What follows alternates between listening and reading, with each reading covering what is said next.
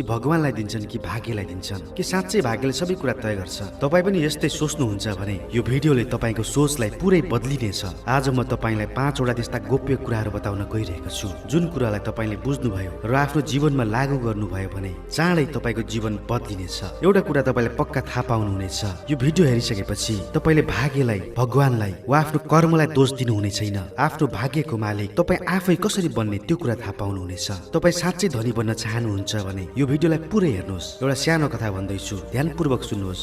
ज्ञानु गाउँको एउटा सानो झुप्रोमा बस्थ्यो। उसले सानैबाट गरिबी देखेको थियो, अभाव देखेको थियो, गरिबीबाट लाचार थियो। उनका आमा बुबाले धेरै मेहनत गरे, तर उनीहरूलाई भाग्यले कहिले साथ दिएन। जब ज्ञानु ठुलो भयो, उसले पनि मजदुरी गर्यो, विभिन्न कामहरू गर्दै आफ्नो परिवारको पेट पाल्ने कोसिस गर्यो। जति नै मेहनत गरे पनि घरमा समृद्धि कहिले आएन। मेरो त भाग्य खराब छ, ज्ञानु यस्तै सोच्ने गर्थ्यो। जब ऊ दिनभरिको मेहनतबाट घर फर्किन्थ्यो, उसको मनमा एउटै प्रश्न हुन्थ्यो,